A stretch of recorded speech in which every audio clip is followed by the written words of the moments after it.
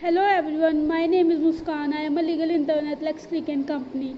So today's topic of discussion is trials under CRPC. So let's proceed with our topic. So first question what comes into our mind is what is trial? To further proceed with the various concepts associated with trial in the criminal system in India, we must learn with the very basic concept of trial. The term trial basically means the court's decision or a judicially judgment means the court decision or judicial judgment by the court so as to decide the person's guilt or innocence. A trial is of very crucial importance in a criminal case. Section 190 CRPC Section 190 CRPC states those requirements that need to be accomplished before proceedings can be started by the magistrate. This statement basically means the power of the magistrate to take knowledge of a case. Section 204 of CRPC basically provides magistrate with the sole power of either to take the case into consideration or to reject the case on some grounds. This section also determines the stage whether a case can enter into stage of trial or not. Types of trial. There are three types of trial. Warrant case. A warrant case associates itself to the case where a crime is punishable with death, imprisonment for life, imprisonment for a term exceeding 2 years. I consider trial of warrant case are further classified into two types, namely cases instituted on a police report. A police report is basically a report which magistrate receives from a police officer under section 173. The police should send their report as soon as they complete the investigation and the accused appear in front of the magistrate before starting the trial. Cases established under the police report. Here, no kind police report or investigation is required. The magistrate directly receives a complaint which is filed before him. This section from 225 to 237 of the CRPC basically deals with the warrant case by a court of session. Session cases.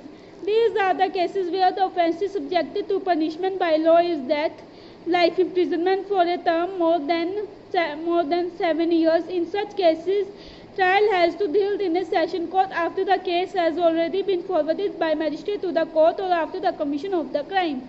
Section as mentioned in the CRPC starting from 238 to 250 handles the warrant cases by the magistrates. Summon cases. These are the cases where those crimes where the punishment for the offence is less than 2 years falls under the category of summoned cases. Further, in these cases there is no requirement of framing the charges. The court, upon finding these cases, issues a notice as a material for the accusation and then sends it to the accused. If there is any kind of possibility that the charges in summons cases are such that they might be converted into warrant cases in the eyes of magistrate for serving the justice. Summary cases. Basically, a summary trial are those kind of trials where speedy justice has to be given, which means those cases which are to be disposed of speedily. And the process of these cases is quite simplified. One thing which is important to note here is that only small offences are taken as a part of summary cases. Cases which are complicated in nature and are quite big are reserved for summons or warrant trials. With these type of trials, one can easily point out the concept of justice delayed and justice denied. A very important procedural part associated to these kind of trials are that in summary trials only proceedings are recorded and as such no big part of proceedings are made. In summary trials, the components related to evidences and disposition are simply recorded in a brief manner, while in regular trials, the evidences and all the substances related to the cases are carefully considered. Procedure where accused in warrant cases are to be produced before magistrate. In warrant cases triable by the magistrate, if the magistrate does not find any ground to hold the accused as liable, then the magistrate can discharge the accused, but he has to produce reasons for the same. But when the accused finds some reasons to believe that there are some points related to the case which he can proceed further with the case, the magistrate then further proceeds under section 240 CRPC with the case by framing the charges against the accused. And under section 240 subclause 2, the charges which are put against the accused shall be read to the accused, and then the accused should be asked whether he claims to be tried for the offence of plead guilty for the same, and if the accused claims to be tried, then he shall be called upon to produce witness if there are any. Procedure of court of session. A court of session cannot directly take cognizance of the offence which is triable under their jurisdiction. The procedure for a trial before court of session is divided into many parts. Section 225. The very first step of process is to conduct the trial by public prosecutor. After the first step, under 226, the prosecutor opens her case by presenting opening statements and also explain the charges of offences against accused. After listening to the statements made by accused as well as prosecution, and after taking a note of documents and records related to the case, if the judge thinks that the whole components are not enough to proceed against the accused, the judge under section 227 discharges the accused. If the judge thinks that the documents, records and statements of both the parties were adequate enough to lay down the ground for further proceeding against the accused, the judge frames the charges under section 228. Now here two components came into our mind. That is the jurisdiction of the court if the case is not triable by court of session. Then the judge might transfer the case to higher authority, that is chief judicial magistrate or any other magistrate of first class, and if the court has the jurisdiction over the case, then the judge shall proceed by framing the charges against the accused. If the accused has pleaded guilty for the offence committed by him, then judge shall record and on his own judgment may convict the accused. Judge fixes the date if accused has refused to plead for the offence committed. Plea for the examination of witnesses associated with the case.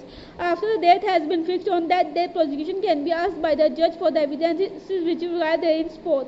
At this step, the cross-examination of witnesses can also take place pending upon judge's discretion. The whole step is mentioned in section 231. Section 232 of court talks about the acquittal of accused. If the examination of accused statements made by prosecution as well as defence fails to prove the charges against the accused. If the accused is not acquitted, then under section 233 he may be called and might be required to bring evidences in his favour. Section 234 and 235 explains the part of argument deciding that whether the accused should be held liable or released respectively. Fair trial. What is it and how does it have a vital role in the criminal system? When one talks about the justice delivering system of nation, one question or rather I'd like to say a market is made up of justice system. Mockery. That is about the lengthy and thorough process, which quite often leads to injustice to the victim. The most famous case which comes into our mind when we talk about justice delayed is that of Nirbhaya case. The incident happened in 2012 and now in the year of 2020 the accused was hanged to death. So the question arises that what is a fair trial? Has it anything related to the long time which a case took to settle, or whether the accused when questioned and provided with his right and the list of questions does not end? The Indian Constitution has given its citizens a fundamental right, which is right to free legal aid as prescribed in Article 22, subclause 1. Not only the Constitution but also the CRPC talk about it in the section 304. Section 304 is legal aid to accused as state expenses in certain cases. Section 304 in simple language basically provides aid to the accused. Subsection 1 of this section describes that whenever the accused is unable to represent himself by a pleader, the court shall appoint a pleader to represent the accused and the expenses related to it will be borne by the state. Subsection 2 of section is basically the procedural part of appointing the pleader to the accused, the mode of appointing the facilities, etc. So let's conclude our topic. Conclusion. So to sum up, this article has converted the various vital aspects related to concept of trial, which for the person related to law is quite essential to learn and know. In India, the criminal system has seen a drastic change in the various offences punishments, and as the time passes by, more and more concepts would be explained and will be definitely explored and will be definitely added to it. So that's all for today. If you like my video, do like, comment and subscribe the Let's Click YouTube channel. Thank you.